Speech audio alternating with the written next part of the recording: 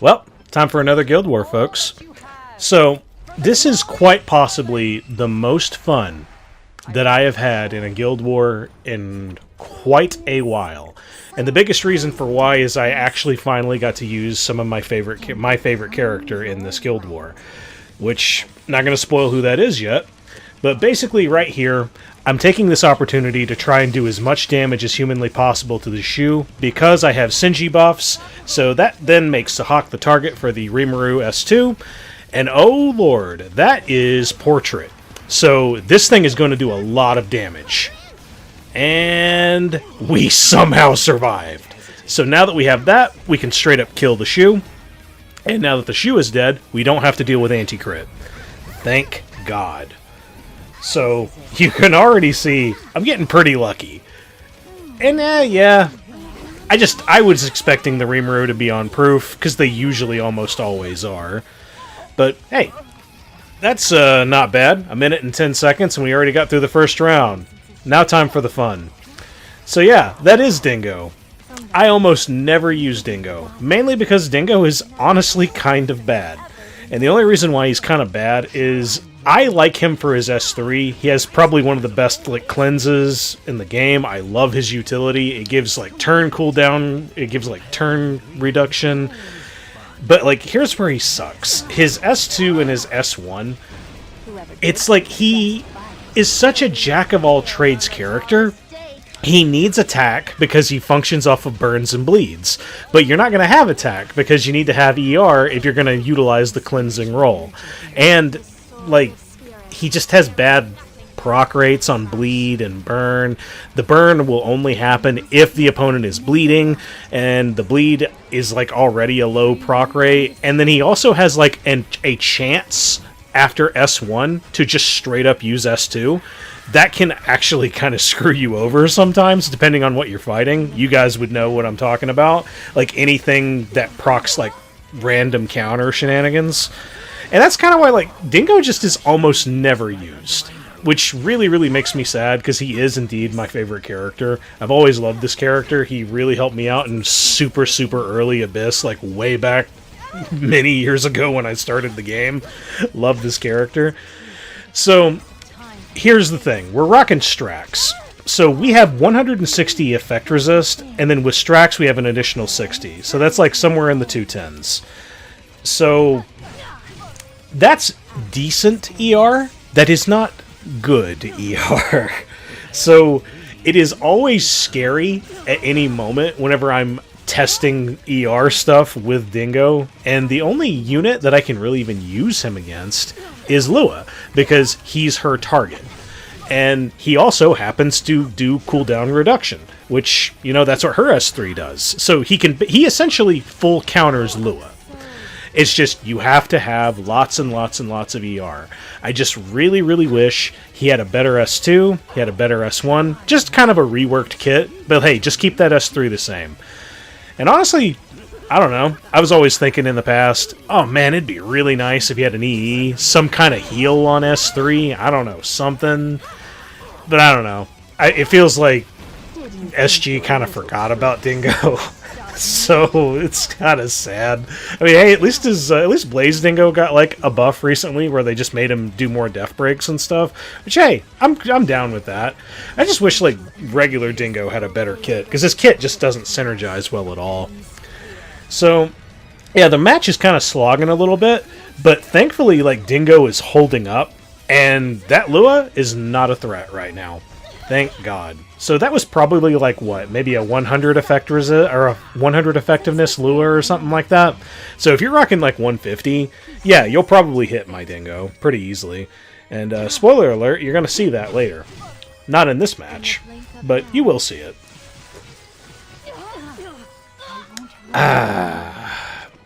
So yeah, like I was saying before, really, really, really fun Guild War. I loved fighting these guys, because they weren't using the Senya Choux, Conqueror Lilias, Senya Choux, Lua stuff. Just the stuff everybody is using, myself included. Because, I mean, hey, sad as it is, unique does not usually mean that your units are good. There's a reason why the good units are meta. and it's why everybody's using them. You can try to be unique, but there's usually like a small hole in your defense where you can just get exploited, which is usually the case. But yeah, right here, you see that? I have Strax, I have taken more than half damage, so my ER just took a plunge, and then that allowed Lua to put a death break on my Dingo. So, okay, yeah, she needs to die. We need to hurry this up. So now we're going into Edward, and this is where even more luck just shines through, or this poor bastard was using some ER on his Edward, because there was a resist. I'm very sorry, sir. But the other thing I really love about Dingo, he is a soul generator like crazy. So like I just had lots of souls in this match. It was great. But yeah, great, wonderful first match. I love Dingo. Love him to death. I just wish he was better. So, remember what I was talking about ER before? Oh god. Okay, so if he dodges this one, then we should still be okay. And he did. So now we can use Senji, we'll go ahead and do a quick cleanse, and then we'll use Dingo to use his S3. That will not only boost the cooldown reduction that has affected Zahhak back to full, but it will also give him crit buff. With crit buff, I have nothing to fear. I will hit that Choux through her crit shenanigans. Easy. Because Zahhak is just that based. So, I would opt to go for the Mercedes first. I'm already tempting a lot of fate. I'm so thankful that Magic for Friends hasn't procced yet. Thanks, RNG. This whole video has been nothing but good luck. But, right there, Dingo's already taken a fair bit of damage, and that, right there, makes it so that I'm not able to save him. If Choux didn't have that little tiny bit of CR push, we would have been fine. Would have been a absolutely flawless fight. But, whatever. That's just how it is sometimes. Get that revenge, Zahhak.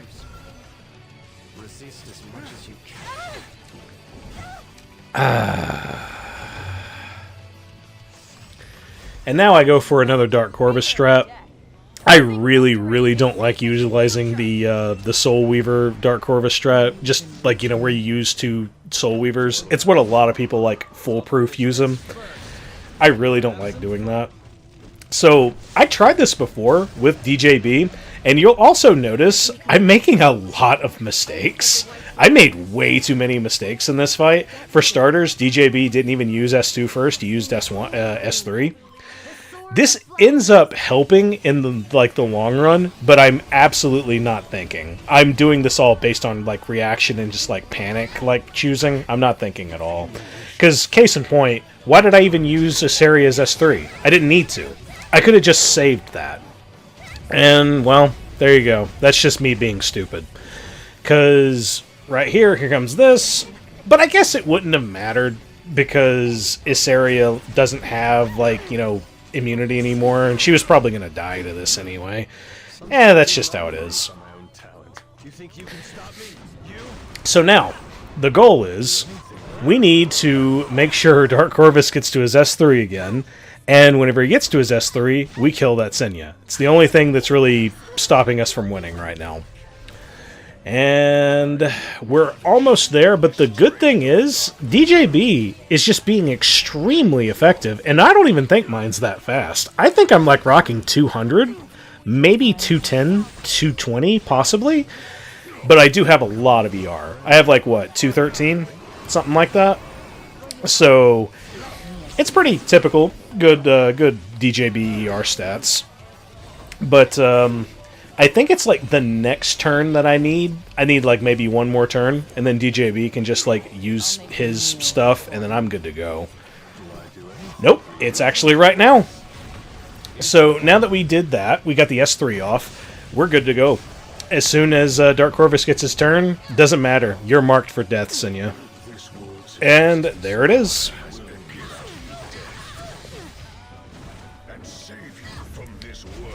Go away. Goodbye. Do not pass go. Don't come back. Who am I kidding? We'll all fight Senya again on Friday, won't we? So funny how Senya was like not even a remote threat for the longest time, mainly because Huayang could one-tap her. But now that like Huayang is next level useless garbage, you just see like Senya's shoe literally everywhere. Because whenever you had Huayang in the past before her nerf, you could at least like kill the Senya, and then you just had to deal with Choux. Sure, you might possibly lose your Huayang, but if you're prepped for that, like with a Zahhak or like any other unit that you can like counterplay that, you're gold. But yeah, you can't do that anymore.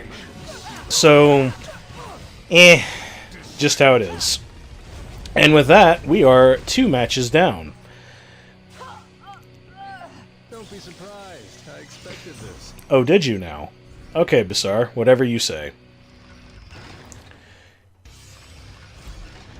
And here comes another match that just really showcases how based Zahhak really is. So, I was attempting to bring Giselle just for, like, fun, but ultimately, she does absolutely nothing. Like, this was essentially a duo. This was a Senji Zahhak duo. Which is really sad. But, So, if I had 100% crit on Zahhak, I'd be gold. 100%. Everything would be 100% fine, but we don't. So, we're going to be missing probably about all of these anti-crit chances. And because of that, Mercedes is going to astronomically pop off. And pretty much, at this point, I'm still thinking, okay, I can still win. All I have to do is I have to land the dual attack on the Mercedes. So, I didn't crit. And she countered. So, quite possibly, the worst case scenario is happening right now. But, you must believe. We dodged one of those strips. We didn't dodge the second one. But hey, now she's dead. Now we just have to kill Choux. Anti-crit is gone. So, come on, we just gotta 2-turn this without attack buff. Can we do it? I'm getting scared. So, yeah, you have one more turn of dual attack. Got that in. And now I don't have anything because I used it on Giselle, because I was hoping she would at least get a turn. Didn't happen, sadly. But, yeah, at this point I've resigned. Oh man, can I possibly save her? And it looks like I can. Like, she's right there above her on the CR bar, but I'm pretty positive, yep, she'll beat me. Because even if they're on the same point, that Conqueror Lilias is still faster. So, yeah, I lose. But, did I lose yet? Not yet.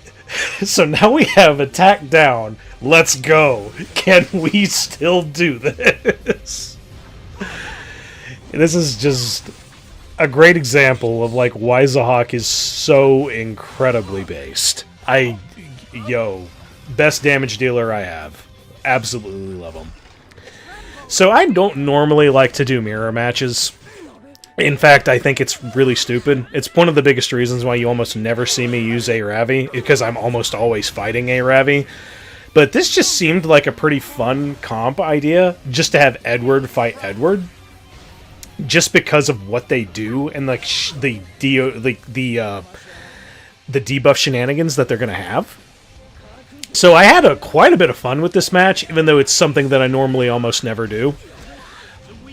But the goal here was to try and one-tap, or at least two-tap the Senya with Khawazu. But because I have Roana here with me, I really have nothing to fear. Because even if she survives, which she does, because Peira's there, she's taking almost all of her damage for her. Now we just have to slowly whittle her away. And I really have nothing to worry about. Like, Roana's doing so much healing, and Khawazu's doing the damage, Edward's doing like any other extra damage. Like, I'm safe. Like, Roana's straight up carrying a lot of this fight. Pretty much for that reason. And the Eds, I don't know, I feel like Ed on defense should be rocking like astronomical damage.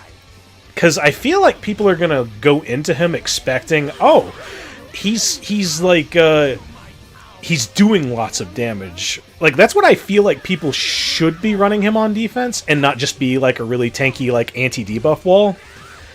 Because, like, my Roana is never at any risk of dying to, like, all the Eds that I fought today. I feel like they should be doing way more damage. But, like, I mean, I understand. It's hard to build that kind of stuff for HP scaling bruisers to do lots of damage. Especially because with Ed, he needs, like, minimum several turns of turn cycling, so then you need a lot of speed. You just need a lot of stuff to make him work, which is kind of what sucks about Ed on defense. But hey, man, I greatly respect everybody that I fought today. These were easily some of the funnest Guild War fights I've had in a long time. It just, yeah, you didn't change it up too much, but you changed it up enough to where, like, yo, this was fun. This was a lot of fun. GG's all around. So, yeah, I don't have anything else to really say, but so I'll just go ahead and I'll ask everybody a question. So, yeah, we all are aware of, like, what the crazy, stupid meta stuff is, all that stuff in general, but I'm genuinely curious. So, what's everybody's favorite unit that you do not have the opportunity to use? And it could be really anybody. Could be a 3-star, could be a 4-star, could even be some 5 or ML. Could be a boss character. I don't care. I'm just genuinely curious. What's everybody's, like, favorite unit that you have, but you just can't use them because the meta is just that oppressive right now? And like I said, for me, mine's Dingo. I almost never use Dingo, but, like, this just looked like a very prime opportunity to give him a roll, and he did okay. So, yeah, I'm genuinely very curious. Hit me with that. I'd love to hear, like, everybody's stories of their favorite characters. Anything in particular. And no, I'm not padding out the video. It's not that I have, like, another minute or so. I'm not padding the video out. How dare you accuse me of that? That's totally not my intention. Not in the slightest bit. I would never do something so misleading and so deceiving. So, I'm just curious about you. So, who's the one? Who's the lucky person? Oh yeah, by the way, Jenna SC is coming, like, in the next few hours or so. I'm going to withhold any and all judgments I have on her right now, because I have no clue if it's going to work. But with that said, I hope you all have a wonderful rest of your day. Thank you so much for watching. I hope you have a good one. See ya. Bye.